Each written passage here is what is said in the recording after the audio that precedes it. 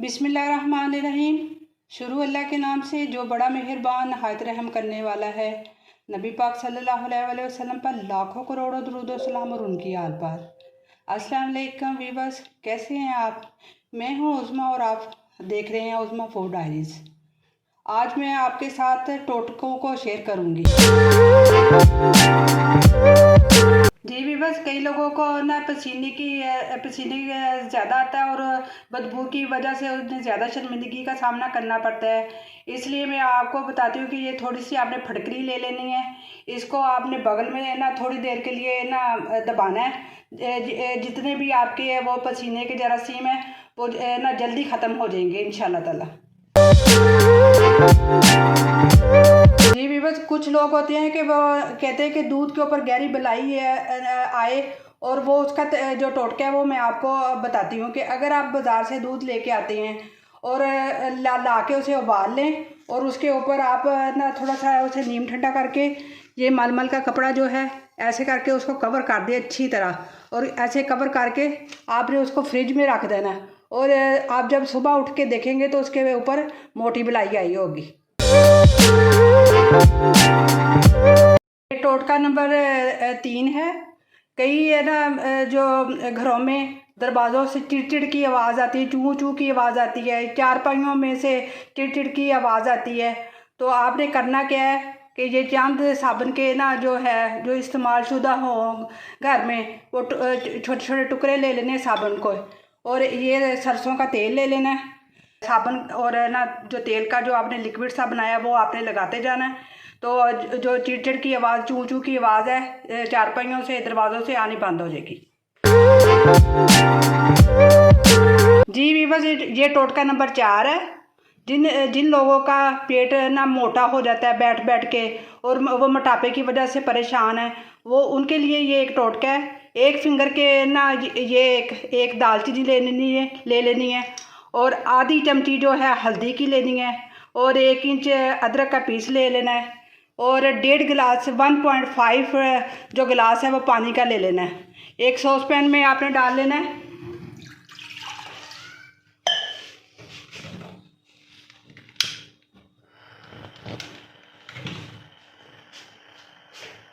आधा ना जो गिलास है और डाल देना है, और ये अदरक का पीस इसमें डाल देना है, और एक दालचीनी का पीस ये जो 1 फिंगर के बराबर हो,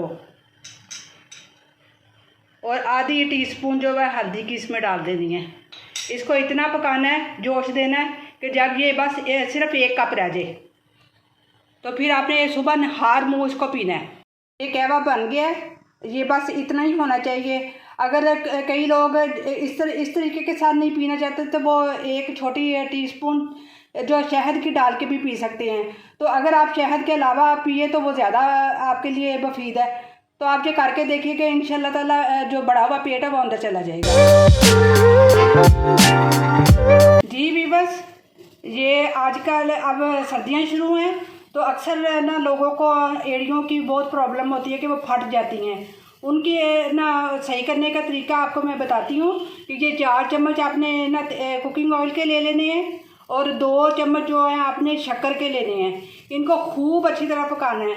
जब ये ना नीम गर्म होगा तो इसको आपने ना गाढ़ा सा घी की तरह ये बन जाएगा, और फिर इसको नीम गर्म का जो है आपने एड़ियों जहाँ जहाँ आपकी एड़ियाँ फटी हैं उधर आपने लगाना है। तो चंद हफ्तों में आपकी जो फटी एड़ियाँ वो ठीक हो जाएंगी इंशाल्लाह ताला।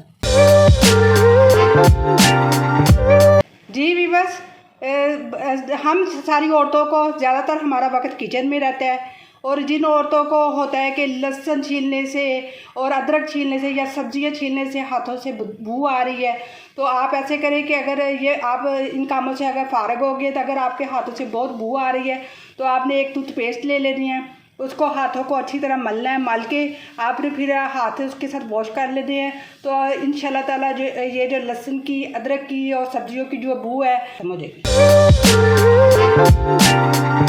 जी वीवर्स, जिन बच्चों के ना वाइट बाल होना शुरू हो गए हैं उनके लिए एक छोटा सा टोटका है। 1 गिलास दूध ले लेना और चंद कतरे रोगरे बादाम के ले लेने हैं आपने, और दूध में डाल देने हैं, और नीम गर्म करके रात को सोने से पहले आपने वो पी लेने हैं। और जो सफ़ेद बाल जो है वो ख़त्म हो जाएंगे इंशाल्लाह ताला। जी व्यूअर्स, औरतों को अक्सर होता है, किचन में काम करती होती हैं, किचन के कोने में से कहीं से चूंटियाँ वगैरह निकल आती हैं, तो आपने करना क्या है कि आपने सिरका ले लेना है और एक मलमल का कपड़ा ले लेना है।